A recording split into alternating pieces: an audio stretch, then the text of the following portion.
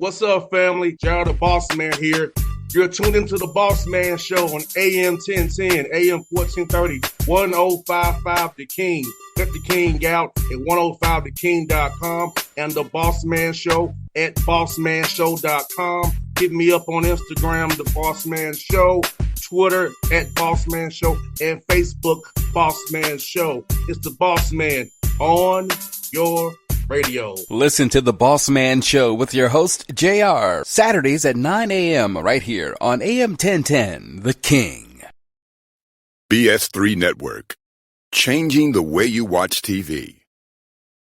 Yes, BS3 Network, changing the way you watch TV, covering content and hot topics from A to Z, sports, music, society and culture, movie reviews, you name it, we have it. Check it out on bs3network.com or check us out on Roku, BS3 TV on Roku, as well as check out your favorite podcast on all podcast platforms or Spreaker.com/BS3 Network. You are now tuned to BS3 Network.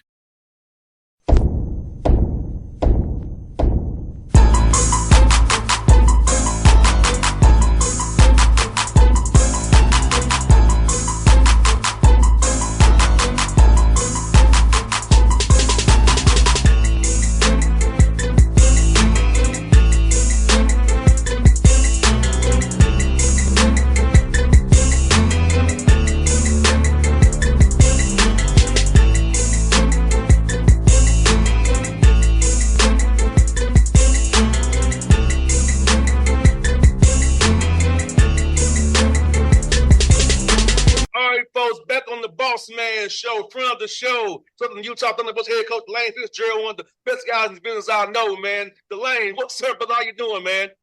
JR, how you doing, my man? DeLane is, I'm here in Atlanta, man. I'm enjoying myself. It's 98 degrees with a 108 heat index today on July 31st. 98 with a 108 index. Yes. So sitting in Cedar City, Utah, it's approximately 90 degrees here right now. Almost zero humidity and a nice breeze. We have this is the problem. The humidity is the problem. As you know, the humidity is the big old problem. And then I have to go cut the grass the other day. Our sun dips down. I cut the grass today, but I leave town tomorrow. So yeah, man, love and life, brother. Yeah, when you and I got together earlier this summer, played a little golf in Nashville, the first thing hit me was the humidity. Yes, the sweat hits you. Absolutely. And when you're out here, you're not used to it. There isn't a lot of sweating. Nah, no doubt, man. It was good to go out there and have some fun with you and the guys, man. It's good to see you, man. And I got to ask you, man, how cool that experience to come out to Nashville for Media Day last year in the UAC, man, but a way to go out and have some fun that way. Yeah, it was nice. So we've done our media day in Texas each year. It was nice that they put it in Nashville, which is the home of the national title game. So one evening, all the teams get together and we're taking pictures and we're in our game day gear. And you got we had our quarterback and our linebacker with us, and they're in their game gear and all that. But we're in Vanderbilt's football stadium, which will be the home of the FCS national title game this year. I think them moving the title game from Texas to Nashville, I think it's a plus. It was a good decision. 100%, man. I remember Vanderbilt Stadium playing in 07, man, and seeing the improvements of it now for what it used to be, man. I'm like, wow, what they're doing over there is amazing for how it used to be when I was in Nashville full time. Yeah, nothing in the SEC disappoints facility-wise. 100%. And DeLane, I'm looking at the things over here on your record, man. It's your fourth year already, man. I can't believe it's been 4 years since me and you have been doing this, man. Already, yeah. If I'm fortunate enough to be alive in December, I will have been here 4 years. But this is the fourth season. Yes, indeed. And for you, man, you've improved wins every year. You know, I know you started out, wasn't what you wanted for. You had to keep building the culture, getting the right young men and getting them stronger. You increase your wins in year 1, 2, and 3. So what have you done here in summer of year 4 to make sure you guys can increase it from 7 on up to 8, 9 wins this year, man? If they play the right way. When you go 5 wins, then 6 wins, then 7 wins, then the pressure starts to hit. So you're getting up there on that ceiling, starting to hit your head on the ceiling. We like our team, boss man. We really, really like our football team. Got a bunch of returning players. JR, we're different than a lot of teams in the country. I'm sitting here talking to you with 24 seniors. And of those 24 seniors, 8 of those young men have been with us all 4 years. So we're a veteran group and got some players that understand who we are and what our expectations are on and off the field. You asked about, what are we excited about? Got a quarterback that's won 20-some FCS games. Our starting tailback is back for the 4th straight year. We're excited about him. We might have the best center in the country at any level, but Ed Riley at that center position is a difference maker, and we're excited about him. We flip, and I shouldn't leave out, but, hey, great blocking tight ends. We're deep at running back, deep at wide receiver. Really like our interior offensive line. We flip over on defense, and we've revamped some things and brought in some real football players, and we're excited about our defense. JR, on special teams, we return every specialist from last year. 100%. And DeLane, the injuries you had last year, and I know I saw you guys, you were down some guys, and all the injuries happened last year. But talk about the guys who had to play last year, got really experienced now. Now they're a year older. They got some experience. You can teach them more and more now. So I know it was not fun having injuries you had last year, but depth-wise, it's helping you now this year. Yeah, it's not fun when it happens. And then the following year, all of a sudden, you look and your experience too deep. We woke up week 4, week 5 last year and had 9 starters out for the season. So we're down 40% of our starters for the rest of the year. JR, our entire wide receiver core was done after week 4. So we're playing with our second string and third string. And what those young men did is they stepped up. They stepped up and they played together and played really, really well. I can't say that enough. I have never in my career, this last year was my 16th year as a head football coach.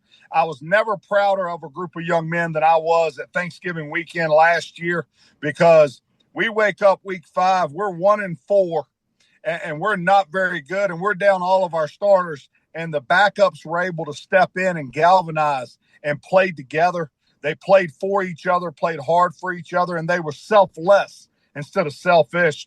We were able to win 5 out of our last 6 games, or 6 out of our last 7, whatever it was, and be 7-5. But just really proud of what happened there. Now back to your question. All 3 of the starting receivers that went down last year, they're all back now. So we've got them all back now, plus the guys that played last year. So we're really talented and really deep there. Starting quarterback went down last year. He's back this year. We've got him back, and then so on and so forth throughout our team.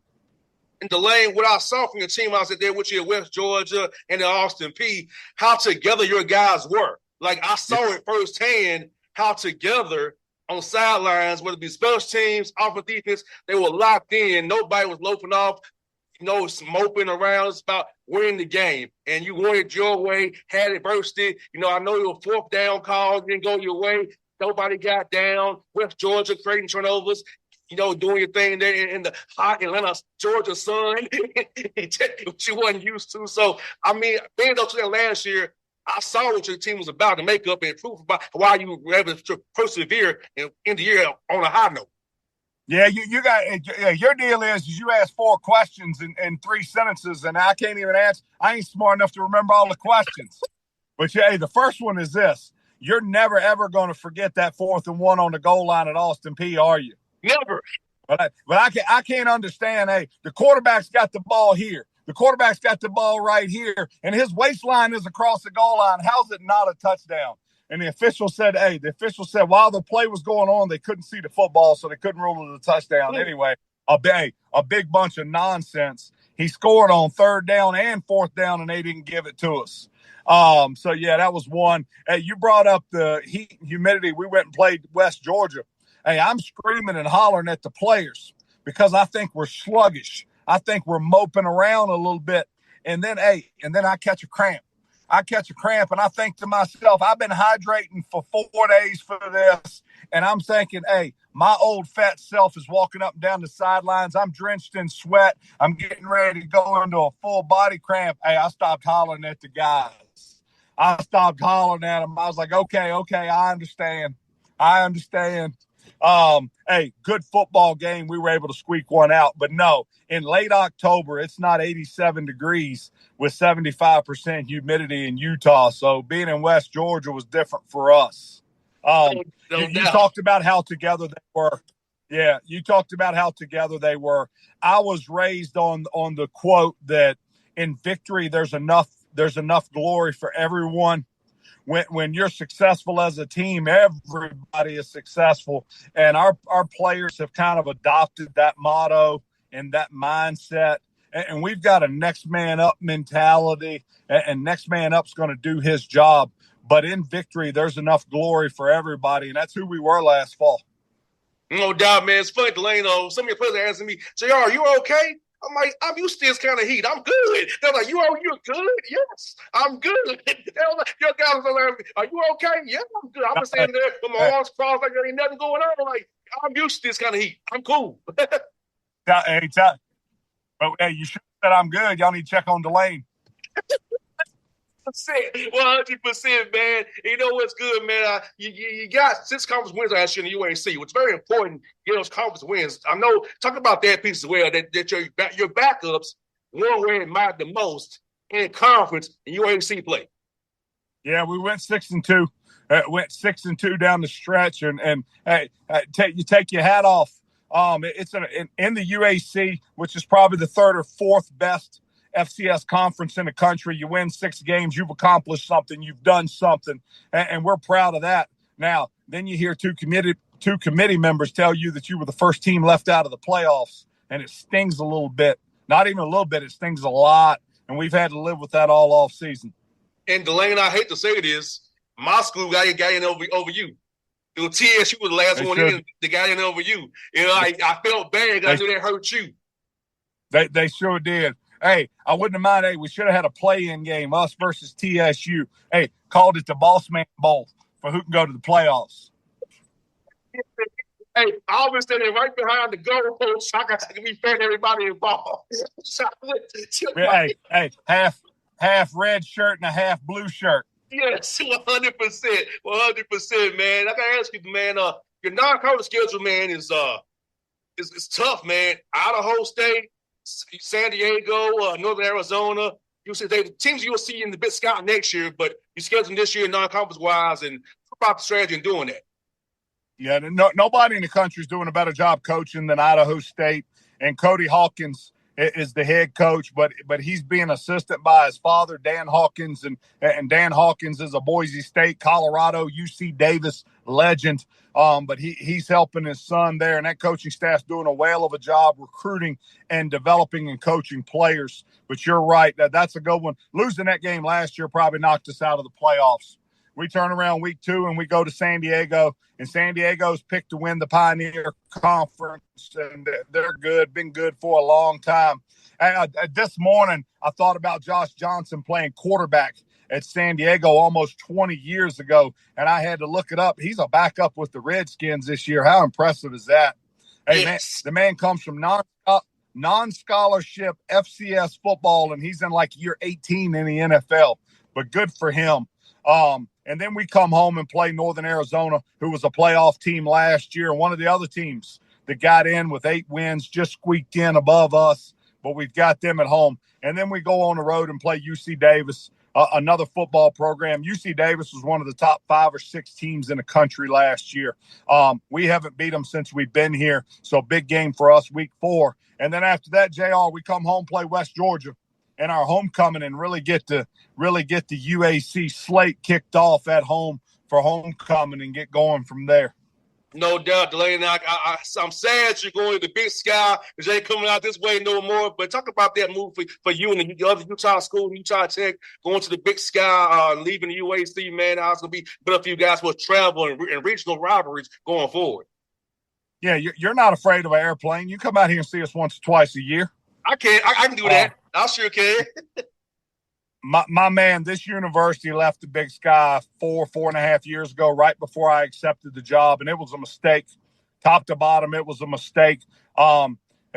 Geographically, from a rivalry perspective, from a recruiting perspective, from just an importance of football perspective, it was a mistake. the administration here and several administrators and lobbyists and stuff were able to work to get us back in the Big Sky Conference, and that's where we belong. You heard me say earlier that the UAC is the third or fourth best conference. Well, the Big Sky is the second best conference, behind that Missouri Valley Conference with the Dakotas and Illinois State and northern Iowa and some of those. But the Big Sky is second.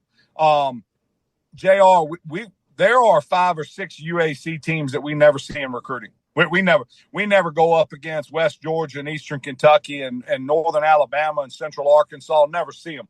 We never really see Abilene Christian or Tarleton State. Everybody we see from a recruiting perspective is a Big Sky school.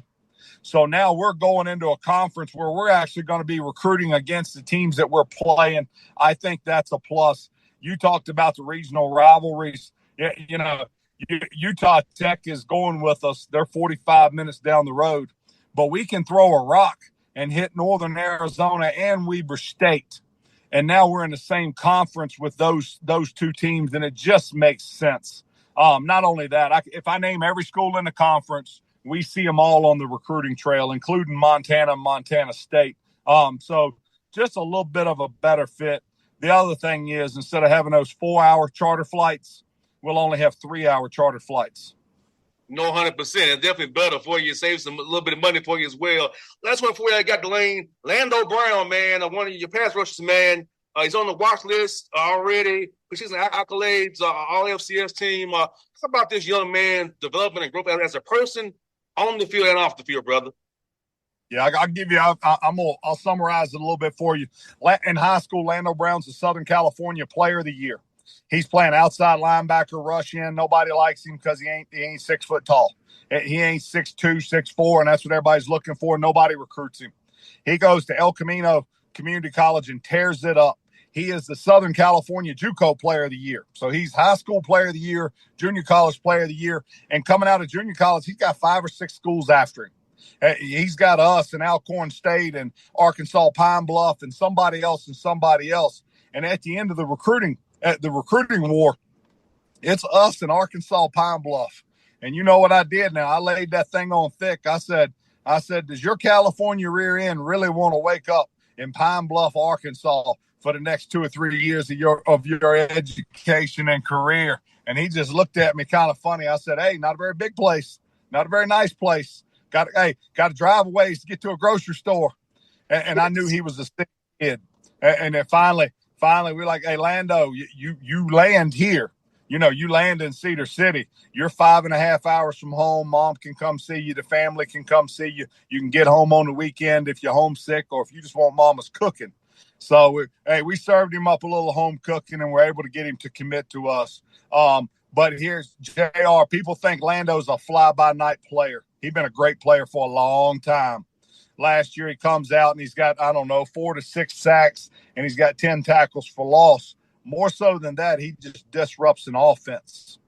So he's finally getting his just due. He's finally getting what he's earned as a football player. Now, the upside of that is he's finally getting the accolades he deserves. The downside is, August 30th through the month of September, what's every offensive line going to do? They're going to slide it to him.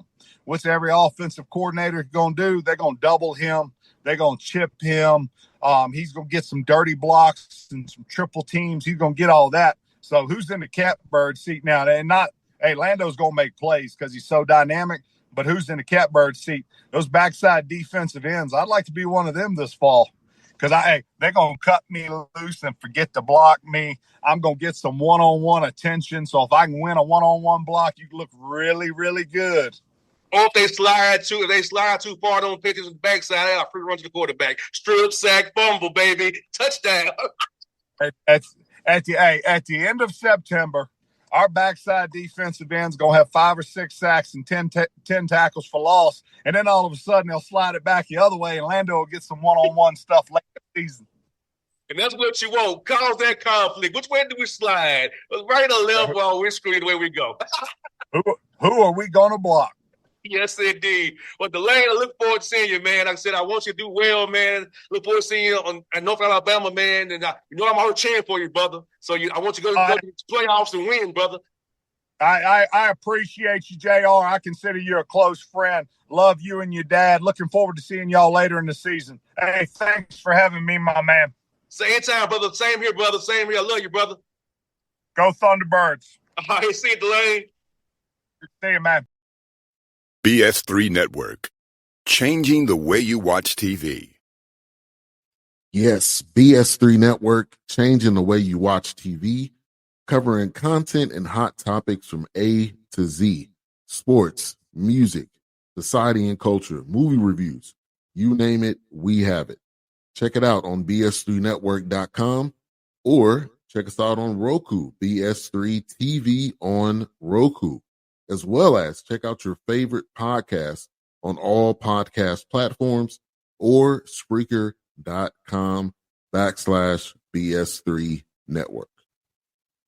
You are now tuned to BS3 Network. What's up, family? Gerald the Bossman here. You're tuned into the Bossman Show on AM 1010, AM 1430, 1055 The King.